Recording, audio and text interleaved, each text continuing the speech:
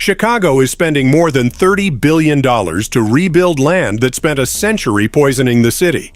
Old rail yards, abandoned steel mills, industrial waste. Today, all of it is becoming downtown real estate.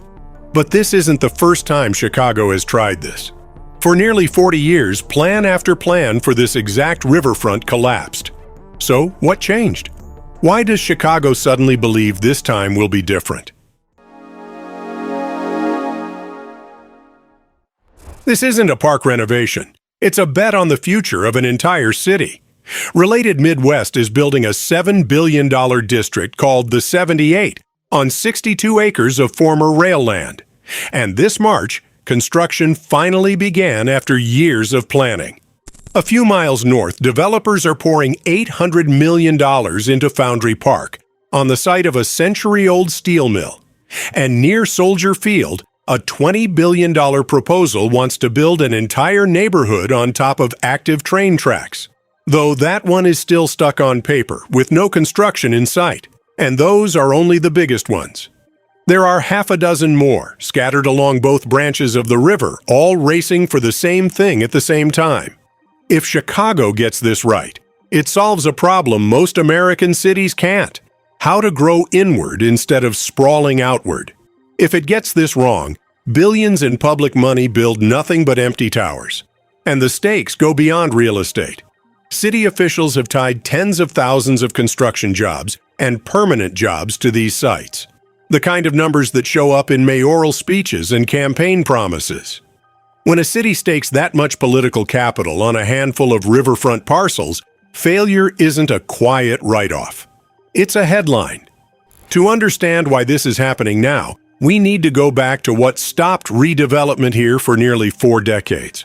For over 100 years, the Chicago River was the city's industrial spine.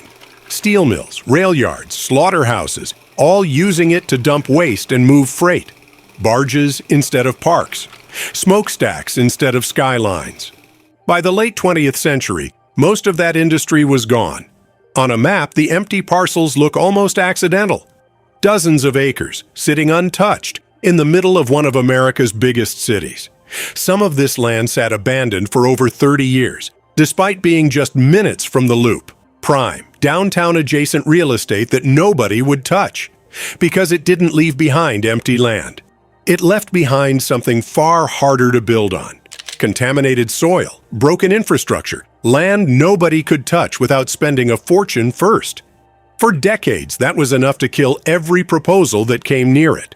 Developers would study a site, run the numbers, and walk away. Politicians promised riverfront revivals in speech after speech. None of it went anywhere. Then the economics of American cities flipped. Remote work gutted demand for office towers.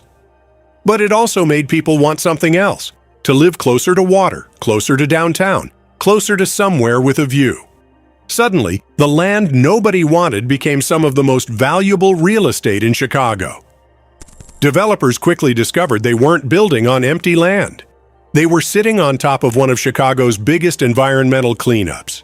Every acre had to be tested, every layer of soil examined, before anyone could pour a single foundation. Cleaning the land wasn't even the hardest part. Beneath the surface, another obstacle was waiting: infrastructure that didn't exist. New neighborhoods need new streets, new sewers, new transit. At the 78, that meant realigning active metro tracks and funding a brand new $300 million train station, just to make the site reachable at all. And infrastructure this expensive doesn't get built with private money alone. Cities have to offer massive public subsidies, betting that future tax revenue will eventually pay it back. Which raises the next problem. The moment a city hands over $1 billion in public money, everyone wants a say. Aldermen, community groups, taxpayers. Every meeting becomes a negotiation. Every negotiation adds months, sometimes years. Lincoln Yards is the proof of how badly that can go. Approved nearly 7 years ago as a $6 billion mega project, it barely broke ground. Financing fell apart. Tenants never showed up. Community opposition kept mounting. A new developer eventually had to step in and shrink the entire vision down to something the market could actually believe in. And now there's a newer problem layered on top of all of it. Office demand collapsed after the pandemic. Construction costs spiked. Financing tightened across the entire industry, forcing almost every one of these projects to rethink what they were even building in the first place. So, developers faced a question none of the old playbooks could answer. How do you convince people to move into a neighborhood that doesn't exist yet?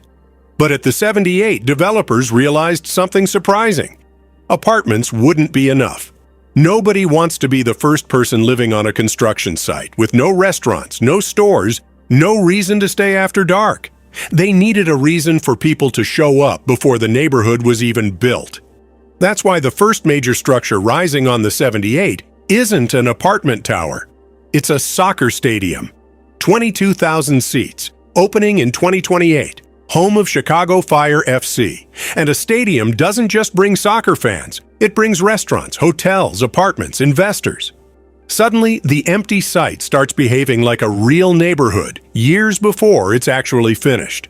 A few miles north at Foundry Park, the answer was different. Go smaller. Instead of Sterling Bay's original skyscrapers, the new plan calls for roughly 3,300 homes at a human scale, with a finer street grid designed to actually stitch back into the neighborhoods next door, rather than wall them off behind another wall of glass towers. And running through nearly all of it is the same connective thread.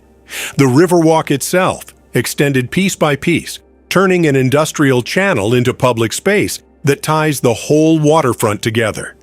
Look at a map of Chicago 5 years from now, and these separate projects won't look separate at all. They'll look like one continuous edge of the city, finally facing the water instead of hiding from it. Even with a smarter plan, the money is still the biggest risk. And it isn't spread evenly. The Fire Stadium is proof that private capital believes in this river. Its owner funded all $750 million himself, no public money, and broke ground right on schedule. But everything around that stadium depends on money that isn't guaranteed. Chicago has already approved over $1 billion in public infrastructure subsidies for these sites. And one alderman has warned the real cost could run into the billions more than originally promised. The $20 billion proposal near Soldier Field still hasn't broken ground. Foundry Park took 7 years just to get back to a version anyone could actually build. Which means Chicago's biggest challenge here is no longer engineering, it's confidence. For a century, Chicago turned its back on this river. For 40 years after that, every plan to fix it fell apart before a single shovel hit the ground. This time is different, at least so far. There's a stadium rising where there used to be rail tracks. There are cranes where there used to be empty lots. If these projects succeed, Chicago won't just gain new neighborhoods, it'll rewrite a century of mistakes.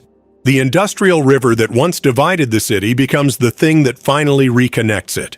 But if the money dries up, if the politics stall, if investors lose confidence, Chicago could be left with one completed stadium, surrounded by billions of dollars worth of unfinished promises. The next decade will finally decide which future the city actually builds.